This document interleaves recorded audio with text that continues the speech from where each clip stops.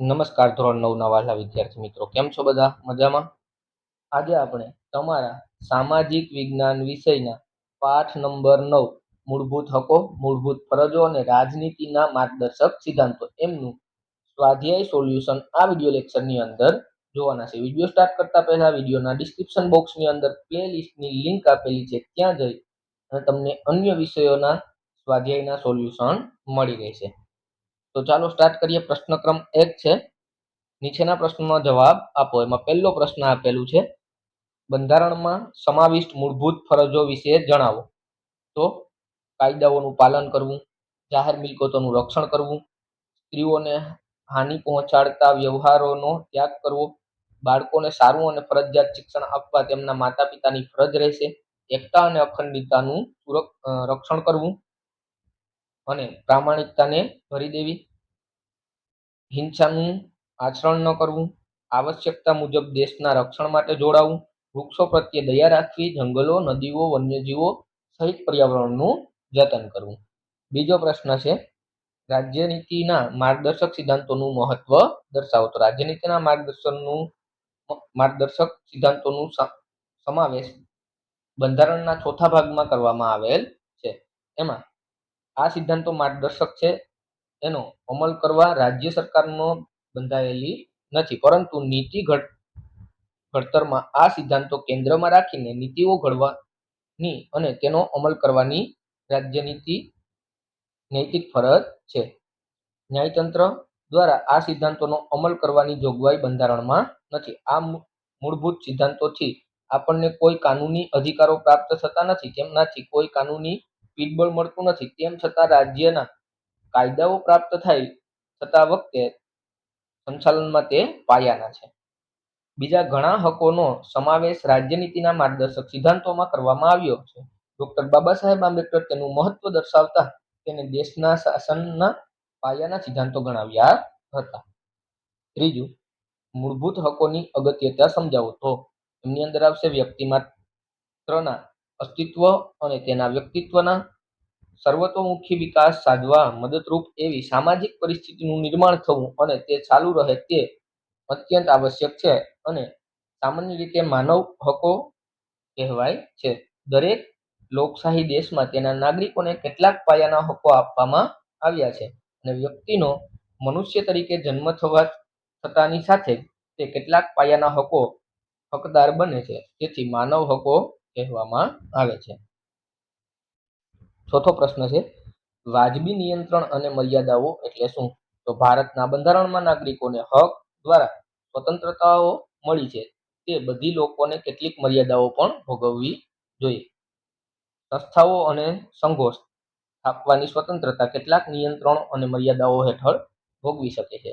રાજ્ય ધંધો કે વ્યવસાય અને રોજગારી માટે લાયકાતના ધોરણે નક્કી કરી શકે છે અને કોઈ પણ નાગરિકો આ હકો નિરંકુશપણે કે અમર્યાદિત ઉપયોગ કરી શકે નહીં.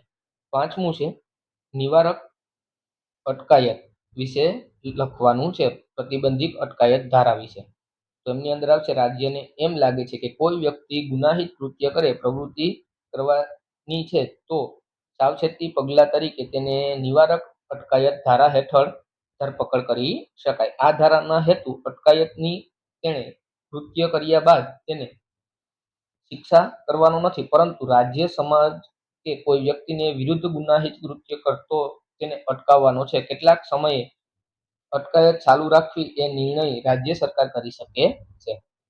છઠ્ઠો પ્રશ્ન છે, ભારતના બંધારણમાં આવેલ બંધારણીય અધિકારો જણાવો. તો પહેલો, શોષણ સામેનો હક, સાંસ્કૃતિક અને શૈક્ષણિક હકો, સમાનતાનો હક, સ્વતંત્રતાનો હક, ધાર્મિક સ્વતંત્રતાનો હક, બંધારણીય ઇલાજનો હક અને સાતમું, લઘુમતીઓને બક્ષવામાં આવેલ બંધારણીય અધિકારો જણાવો. બરાબર, સાતમું છે લઘુમતીઓને બક્ષવામાં આવેલ બંધારણીય અધિકારો. તો લઘુમતી સંસ્થાઓની મિલકતોનું સંપાદન રાજ્ય સરકાર જરૂરી વળતર આપીને જ કરી શકે. લઘુમતી કોમો પોતાની ભાષા કે ધર્મના જ્ઞાનને આધારે સંસ્થાઓ સ્થાપી શકે છે અને તેનું સંચાલન કરી શકે છે. કોઈ પણ ભેદભાવ વગર તેમને નાણાકીય સહાય આપવા બંધાયેલી નથી. પ્રશ્ન 2 છે, ટૂંક નોંધ લખવાની છે. પહેલું છે સમાનતાનો હક. તો સમાનતાના હક વિશે અહીંયા ટૂંક નોંધ તમને લખીને આપેલી છે. તમારે વિડીયો પોસ્ટ કરીને લખી લેવાની છે અથવા એમના સ્ક્રીનશોટ લઈ લેવાના છે. બીજું છે બંધારણીય ઈલાજનો હક. તો એમના વિશે પણ અહીંયા ટૂંક નોંધ લખીને આપેલી છે. તમારે વિડીયો પોસ્ટ કરીને લખી લેવાની છે અથવા એમનો સ્ક્રીનશોટ લેવો હોય તો પણ તમે લઈ શકશો. ત્રીજું છે સ્વતંત્રતાનો હક. તો બંધારણ દ્વારા ભારતીય નાગરિકોને 6 પ્રકારની સ્વતંત્રતાઓ બક્ષવામાં આવી છે, જે નીચે મુજબ છે.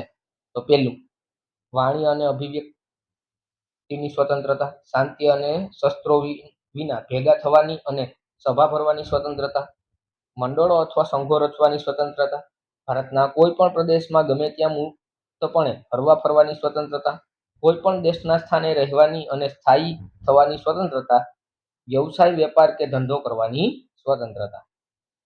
શોષણ સામે હક. તો કોઈ પણ વ્યક્તિનું બીજી વ્યક્તિ દ્વારા કોઈ પણ પ્રકારનું શોષણ ન થાય એ અંગે શોષણ.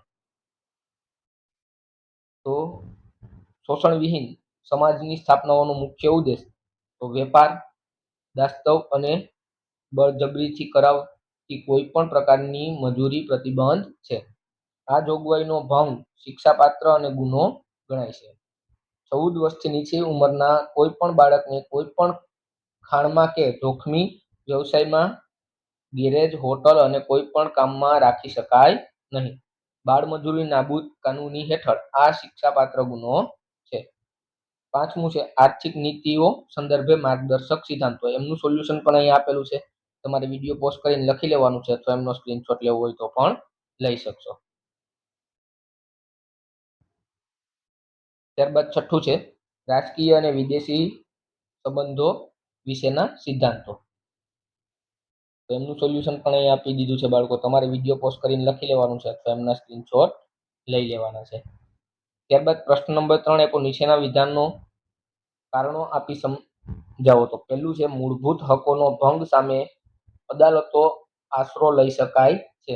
તો મૂળભૂત હકોના ભંગ બદલ રક્ષણ મેળવવા સીધા જ સર્વોચ્ચ અદાલત કે વડી અદાલતમાં જઈ શકાય છે. ભારતના બંધારણમાં દરેક નાગરિકને મૂળભૂત હકોનો અમલની ખાતરી આપતો બંધારણીય હક આપવામાં આવેલ છે. સર્વોચ્ચ અદાલત વાલી તરીકે ફરજ બજાવે છે. બીજું છે બંધારણીય ઈલાજનો હક બંધારણના આત્મા સમાન છે. તો કોઈ પણ નાગરિકને મૂળભૂત હકોના ભંગ બદલ અદાલતોમાં જવાનો હક અને હકનું રક્ષણ મેળવવાનો હક છે. ડોક્ટર બાબા સાહેબ આંબેડકર આ હકને બંધારણીય આત્મા સમાન કહ્યો છે.